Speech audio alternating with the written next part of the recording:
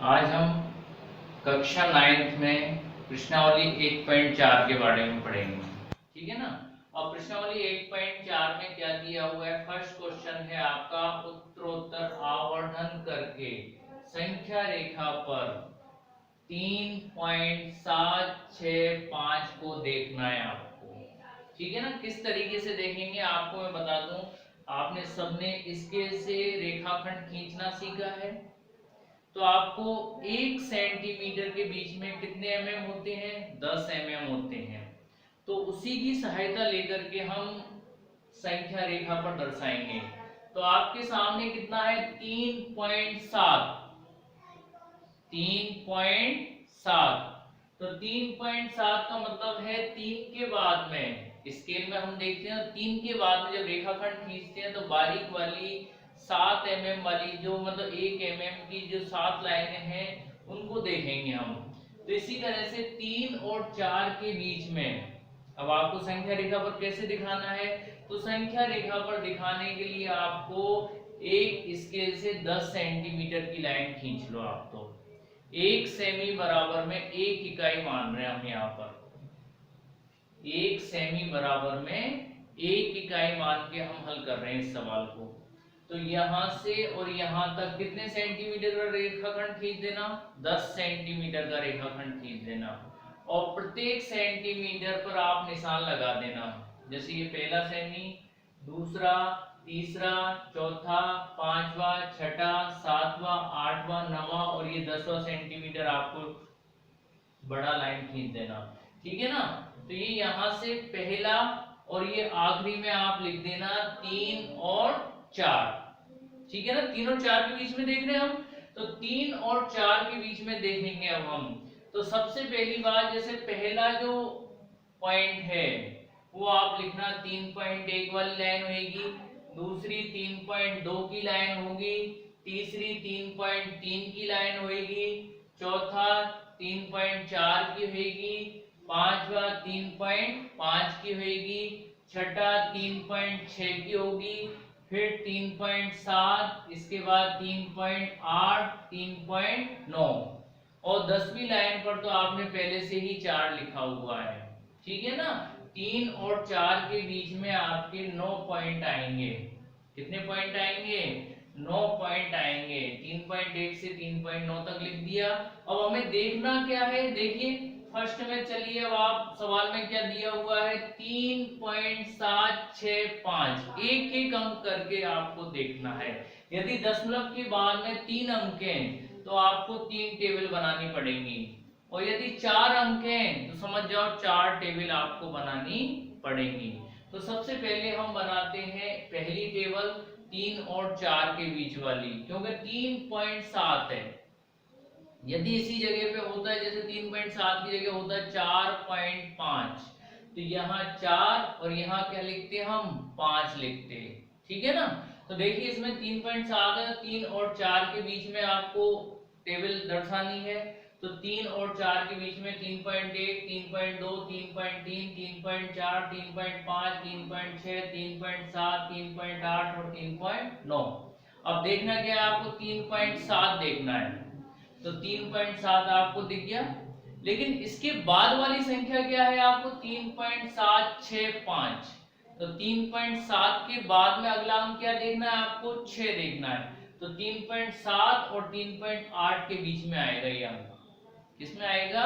3.7 और 3.8 के बीच में आएगा। इसको आप दिखा सकते हो आप इस तरीके से।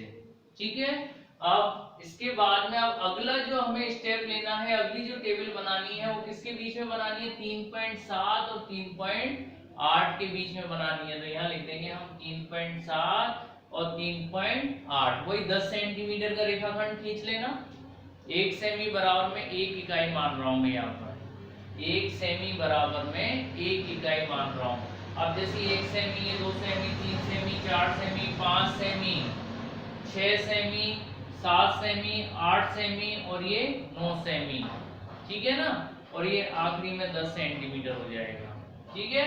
तो अब हम लिखेंगे यहाँ 3.7 है ना, तो 3.7 के बाद में हो जाएगा 3.71, ये हो जाएगा 3.72, यहाँ लिखेंगे हम 3.73, यहाँ लिखेंगे हम 3.74, इसके बाद में 3.75, इसके बाद में 3.76, इसके बाद 3.77, इसके बाद 3.78, इसके बाद 3.79, ठीक है ना।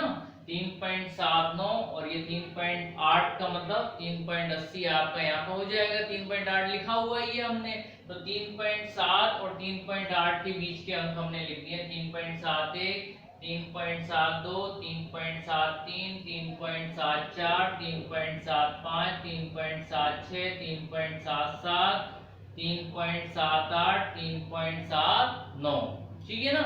अब आपको देखो उसमें दशमलव के बाद में क्या है, 3.76, तो 3.76 कहां पर है, ये दिख गया आपको 3.76। अब इसके बाद में अगला अंक क्या ढूंढना है आपको, 3.765, तो 3.765 किसके बीच में आएगा, 3.76 और 3.77 के बीच में आएगा। तो इसको अंडरलाइन कर लो, लेंस बना दो आप। तो क्या बना रहे हैं हम, लेंस के, हमने लेंस से ढूंढा है इसको, ठीक है। अब इसके बाद में अगली जो टेबल बनेगी वो किसके जरिए बनेगी, 3.76 और 3.77 के जरिए बनेगी। तो लिख देता हूं मैं नीचे, वही 10 सेंटीमीटर का रेखाखंड खींच लेना। कितने सेमी का, 10 सेमी का रेखाखंड खींच लेना। 10 सेमी का रेखाखंड खींचने के बाद में आपको 1 सेमी बराबर में 1 इकाई मानना है। 1 सेमी बराबर 1 इकाई मानना है आपको, ठीक है। तो देखिए अब हम लिखेंगे 3.76, 3.76 और किसके बीच में देख रहे हैं हम, 3.77, तो यहाँ लिख देंगे 3.77, ठीक है ना भाई। अब 3.76 के बाद में कैसे लिखेंगे अब हम यहाँ पर, तो यहाँ लिखेंगे हम 3.761, ठीक है ना। यहाँ लिखेंगे हम 3.762। अब अगला क्या आएगा, 3.763, इसके बाद में क्या आएगा, 3.764, इसके बाद 3.765, इसके बाद में 3.766, इसके बाद 3.767, इसके बाद 3.768, इसके बाद 3.769, ठीक है ना। 3.769, इसके बाद में 3.77 आपका यहाँ पे हो गया, ठीक है। तो आपको इस तरीके से आपको 3.761, 3.762, 3.763, 3.764, 3.765, 3.766, 3.767, 3.768, 3.769 तक आपको लिखना है, ठीक है। अब देखिए आप क्या ढूंढना है आपको, 3.765, तो आपको दिख गया होगा 3.765 कहां पर है, 3.765 दिख गया ना। तो इसको देख लो, अब आप लेंस में देख लिया आपने, तो दिखा दो, ये हमने ढूंढ लिया भाई, 3.765 को भी ढूंढ लिया, ठीक है। ये हुआ आपका क्वेश्चन नंबर 1। अब क्वेश्चन नंबर 2 में क्या करना है, तो क्वेश्चन नंबर 2 के बारे में बता दूं मैं।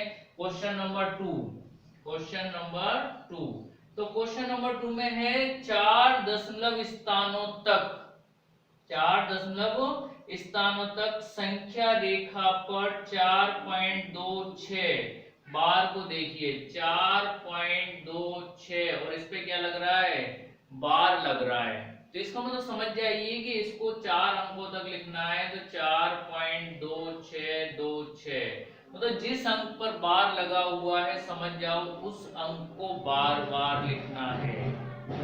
अर्थात हम कहेंगे 26 को बार बार लिखना है, तो 26 एक बार, 26 दो बार, ठीक है ना। तो अब इसमें दशमलव के कितने अंक हुए, 4, तो लिखना ही है 4 और 4 पॉइंट है ना, तो 4 और 5 के बीच में आएगा, यहाँ 4 और यहाँ क्या आ जाएगा 5। इसके बाद 2 6 2 6, तो दशमलव के बाद 4 अंक हैं, इसलिए आपको कितनी टेबल बनेंगी इस तरीके की, 4 टेबल बनेंगी। पहली टेबल बन जाएगी आपके 4 और 5 के बीच वाली, दूसरी टेबल बनेगी आपके 4.2 और 4.3 के बीच वाली। इसके बाद में तीसरी टेबल क्या बनेगी, 4.26 और 4.27, ठीक है ना। अगली टेबल क्या बनेगी, 4.262 और 4.263 के बीच वाली। इसके बाद आपकी चौथी टेबल क्या बनेगी, 4.26 और 4.27 के बीच वाली, ठीक है ना। तो इस तरीके से आपको 4 टेबल बन जाएंगे। इसमें कितने अंक है, जितने अंक होते हैं उतनी ही टेबल बन जाएंगी। इसमें 3 अंक थे, 3 टेबल बन जाएंगे, ठीक है। तो 1.4 में आपको ये चीज दे रखी है, ठीक है।